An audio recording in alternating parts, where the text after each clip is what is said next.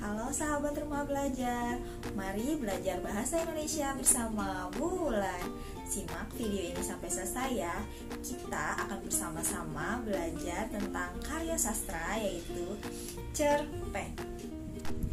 Tujuan pembelajaran: peserta didik secara mandiri mampu mendata, memperinci, menemukan, dan menyimpulkan unsur pembangun karya sastra dalam teks cerpen dengan cermat dan tepat.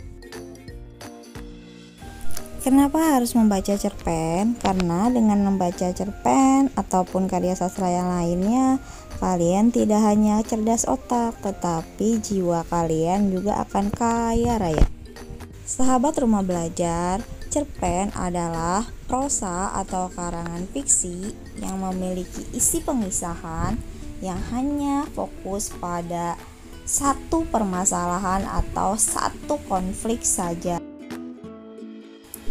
Cerpen menjadi karya yang bisa kita baca dan kita nikmati, terdiri dari dua unsur pembangun, yaitu unsur intrinsik dan unsur ekstrinsik. Unsur intrinsik adalah unsur pembangun cerpen yang berasal dari dalam cerpen itu sendiri. Sedangkan unsur ekstrinsik adalah unsur yang berada di luar cerpen tetapi secara tidak langsung mempengaruhi proses pembuatan suatu cerpen. Nah, sahabat rumah belajar, unsur ekstrinsik diantaranya latar belakang masyarakat, kondisi politik, sosial, ekonomi, dan latar belakang si penulis.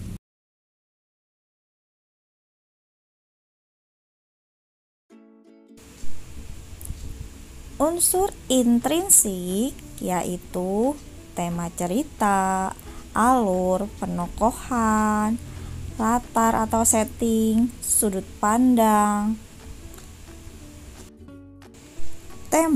Tema merupakan ide atau gagasan dasar yang melatar belakangi keseluruhan cerita di dalam cerpen. Kalau ibarat rumah, tema itu pondasi sahabat belajar. Alur atau urutan jalan cerita.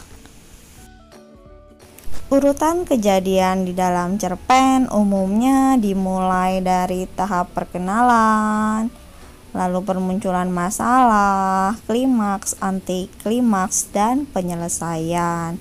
Nah, yang seperti ini disebut alur linier atau alur maju. Ada juga cerpen yang menceritakan kisah masa lalu atau flashback. Nah, alurnya disebut dengan alur mundur. Latar atau setting mengacu pada waktu, suasana, dan tempat terjadinya cerita. Sudut pandang merupakan strategi yang digunakan oleh pengarang cerpen untuk menyampaikan ceritanya. Jika sahabat rumah belajar membaca cerpen dan di situ menggunakan kata aku terus-menerus dari awal sampai selesai, maka sudut pandangnya adalah sudut pandang orang pertama. Namun, jika di dalam cerpen terdapat nama tokoh atau nama seseorang, maka sudut pandangnya adalah sudut pandang orang ketiga.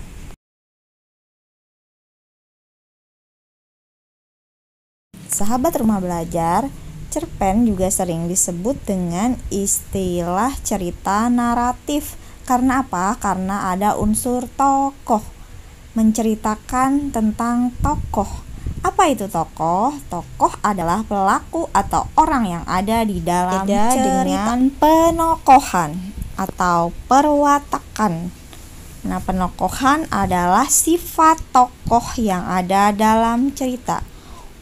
Ada 4 jenis tokoh yang digambarkan dalam cerpen. Ada protagonis atau sering disebut sebagai tokoh baik, antagonis, lawan dari tokoh baik, tritagonis, tokoh penengah, dan ada tokoh figuran yang hanya tambahan. Demikian video kali ini, semoga bermanfaat. Salam Rumah Belajar, belajar di mana saja, kapan saja, dengan siapa saja.